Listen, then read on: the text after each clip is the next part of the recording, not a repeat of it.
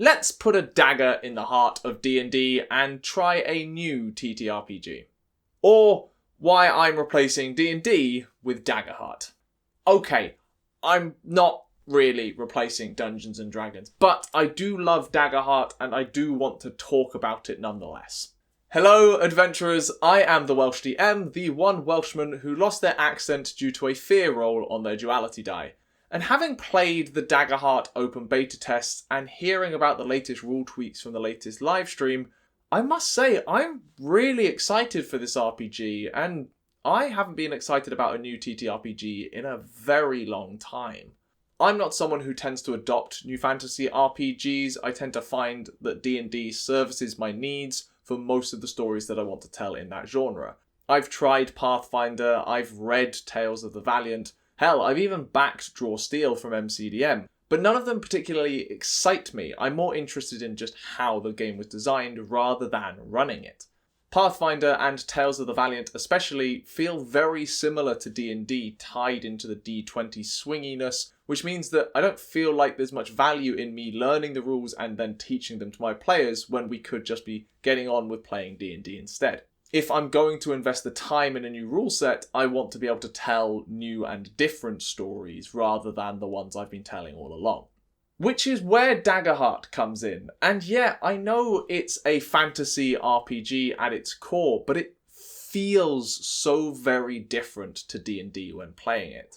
The way it goes about telling these stories feels entirely different to how they've been told through the D20 and D&D systems. Now, I do want to be clear, it's probably not going to stop me playing D&D, nor is it probably going to overtake D&D as my most played game. However, I do think Daggerheart is going to slot in seamlessly to my repertoire of games that I like to play and will dig out for the right group and the right story, even if we're still swinging swords and casting spells.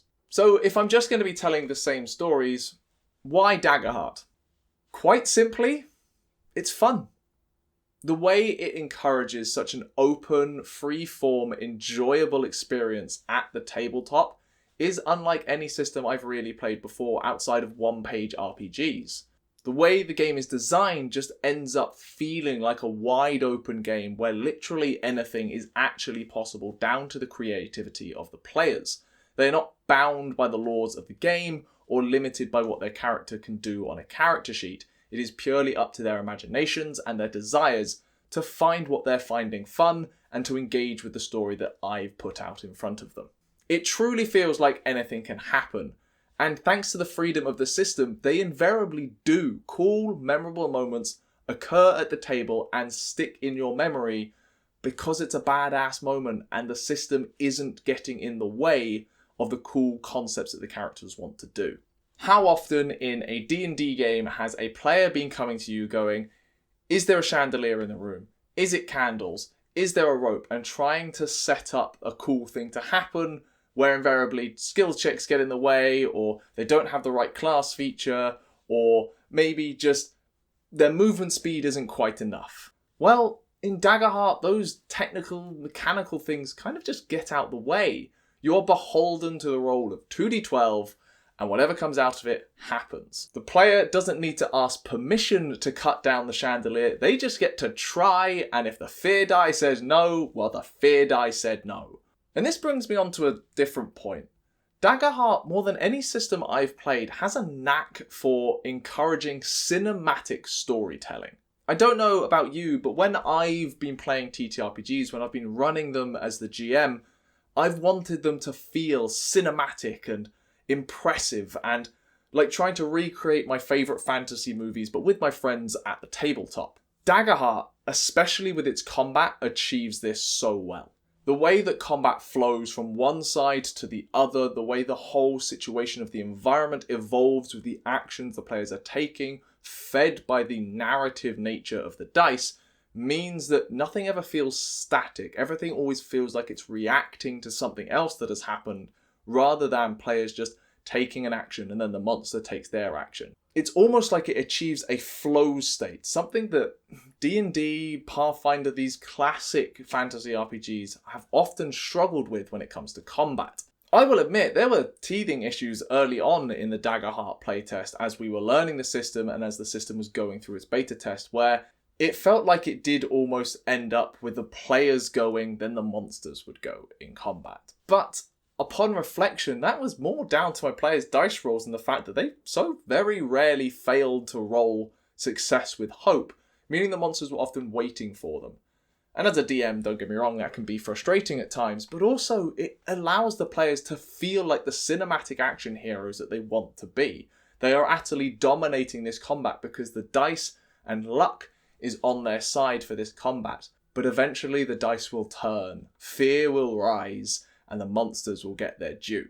And that's before we saw the new format for combat in the latest live stream, where the action tracker and this 2-for-1 ratio of calculation that a GM has to manage has been thrown out the window. The whole system is quicker, it's snappier, it's smoother now. I know it was only a short combat functionally run by the developers as kind of a showcase, but that combat between Spencer Stark and Matthew Mercer on the previous livestream really showed off the power of Daggerheart combat. It is back and forth, it is reactionary, it is a hero tries something, fails, and someone else has to jump in to save the day when the cave troll comes at them with a spear.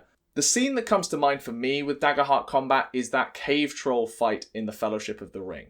That whole fight is small moments of action contained within a larger narrative combat. You're jumping from dramatic moment to dramatic moment, always feeling like the pressure is rising even when the heroes get successes for a moment, then they don't get it quite right and the monsters surge and gain superiority. That kind of combat's not possible in D&D due to the rigid nature of initiative and the fact that you're not really reacting to anything other than what you were going to do on your turn anyway. With Daggerheart, control of the narrative switches hands so often that it's very easy to build a compelling story even in a contained situation like a fight. And the last reason that I think Daggerheart is coming into my personal bookshelf of TTRPGs, dear God, is it easy to prep. I tend to be an over-prepper when it comes to GMing. I like my notes, I like having scenes laid out that I expect the players to end up in so that I feel prepared to roleplay each moment. But with Daggerheart, I was compelled to let that go. I turned up to sessions with the thinnest of skeletons of rough scene progression or decision choices, and no real meat on the bone beyond that, and was then compelled to create the narrative with my players based on their dice rolls in the moment and create a true collaborative storytelling process with my friends. I kept rooms empty in my notes because what it would be filled with would be what my players would be looking for in there based on the narrative that they've been exploring. I kept challenges ambiguous, reacting to the direction that the players had headed in, the decisions they had made, and the nature of the role that proceeded to a challenge appearing. There's no point preparing a trap when the role is whether they're looking for a creature. Daggerheart feels incredibly sandboxy for me as a GM. I am encouraged to turn up with nothing real concrete and just go with the flow, go with the impulses of my players and just find the story along the way. Provided I've got a number of challenges and adversaries in my back pocket to pull out when I need to, everything else is predicated by what the players are expecting the story to have. And maybe there's a few twists and turns in there based on their roles, but that's the fun of it. It's no longer a predetermined story, it's instead whatever the players are wanting to play. It's a refreshing change for me personally, and it gives me a break from when I'm running stuff like Unrolled Stories with its heavy narrative drive at its core. Instead, I can let the players take over, and all I need is a number of adversaries and challenges in my back pocket ready for those fear rolls when they inevitably do occur. Which, interestingly, brings me on to my other main point about Daggerheart. It is so incredibly player-driven, I've never experienced anything like it. At its core, the adventure, the story, the system does not move unless the players take actions. The adversaries don't get to do anything until a player fails at trying to do something, which inherently means they don't get to do anything until the player does something. Daggerheart, along with similar systems like Blades in the Dark and Powered by the Apocalypse, put control of the game in the player's hands and leaves the GM to build the world around it and react to those player decisions. I personally absolutely love when players take control of the narrative, even in D&D, because they come up with such creative concepts that I wouldn't have thought of as a GM. And that groupthink at the table is so much more powerful and creative than any one singular mind could hope to come up with. The reason I think Daggerheart does so well with this is because the player at the point of rolling knows 50% of the outcome. They know whether it's going to be hopeful or whether it's going to be fearful. And that allows them to immediately begin narrating the outcomes or joke about the terrible thing that's about to happen to them and feed the creativity. I think the unique thing that Daggerheart does better than any of the other systems I just mentioned is that hope-fear mechanic. That is almost like a director's notes for a scene as to how it plays out. The success or failure is the script, but the hope and fear is the tone. It's the direction in which we want that words or action to take shape into. And when the player has that kind of knowledge as to how their action is going to play out, they can play it out brilliantly and feel more confident that what they're doing is right within the system, rather than looking for that GM permission that other systems might require. The world, the system, feels owned by the players. The mechanics themselves make the players feel like the protagonists because they are the ones writing their own story for once. Yeah, the GM is there to adjudicate and make sure everything kind of fits together in a single worldview, but they're only doing that based off the roles of the players, and really only get to interject when there's a fear or failure. Otherwise the players just keep telling the story as they're picturing it in their head. Ultimately, the world feels like it's reacting to the players rather than the players reacting to the world. All that being said, one thing I did notice in the playtest was that player characters felt incredibly strong, especially in contrast to the adversaries they were going up against in encounters. Now, of course, it's entirely possible that that's what the designers were wanting in a kind of 4th edition style of D&D, where every character is a hero from the jump point and can swing straight into those heroic fantasy moments that everyone was craving. But for me, I tend to prefer a little more equity in combat. I want there to feel like everyone is on a level, is challenged by the fight, and that it could go either way in the moment. It is something that I hope gets rebalanced in the final version, and we've caught wind of things on the live stream where they've adjusted how armor works so players are taking more damage, and we've already had that fear action tracker change such that it feels like monsters are going perhaps more regularly. But we'll see. It's definitely something to keep an eye out for and maybe just consider before you pick up the game. Now, something that any system needs to do is give its GMs the tools and knowledge they require to successfully run the game and create their campaigns. It's something that I felt through 5th edition, D&D kind of lacked. There was no real solid state of tools to help newbie GMs especially learn the trade. Daggerheart, however, does look like it's coming with the full toolkit included. From environmental stat blocks that help guide certain scenes and make sure that the environment around the players is having just as much of an impact as the adversaries, to the campaign frames, which provide guidance on tone and theme for the stories that the system can tell, as well as providing suggested twists on the mechanics or even guidance as to what certain ancestries and backgrounds might look like within certain genres. These are the kind of tools that I felt D&D was always missing to help GMs figure out how to tell the stories they wanted to tell and make sure the world felt lived in and real for the player characters to explore. Now, we've only seen snippets of these in the playtest, so we'll have to see what they look like in the final product, but it adds to the free-form design of the system, providing GMs with a complete repertoire of things that they can grab at any moment to populate the scene that they're about to tell within their story.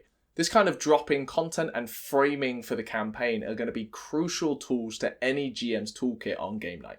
So I've made my case on Daggerheart. I figured out what kind of game it is to me and why I want to run it. So where does it really fit? Here's the thing. I don't think Daggerheart is a good online game. Having played Daggerheart online exclusively so far, I've definitely come to the opinion that it is not suited for online play. Spencer Stark mentioned in the last live stream that he wanted it to be a map and minis around the table kind of game. And I think he's achieved that. I think it's definitely really suited for that kind of night in. Unfortunately, I think it means it's not that well suited to online play.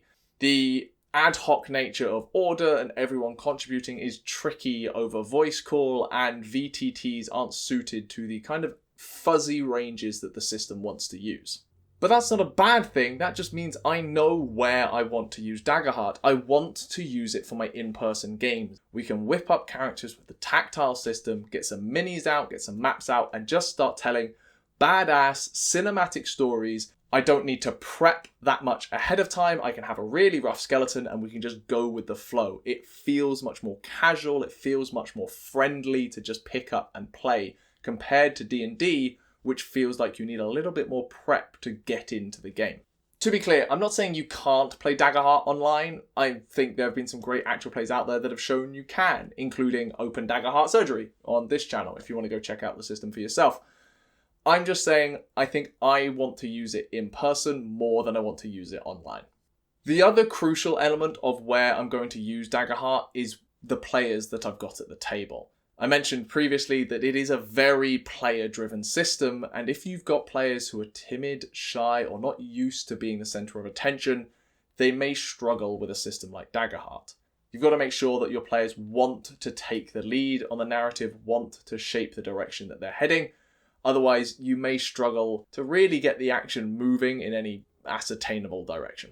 So yeah, I am super excited for Daggerheart, and I have not been excited for a new TTRPG in a long time. The game is fresh and enticing, the art is absolutely gorgeous, and any time you hear the design team talk about it, they seem so genuinely excited for other people to start playing this system.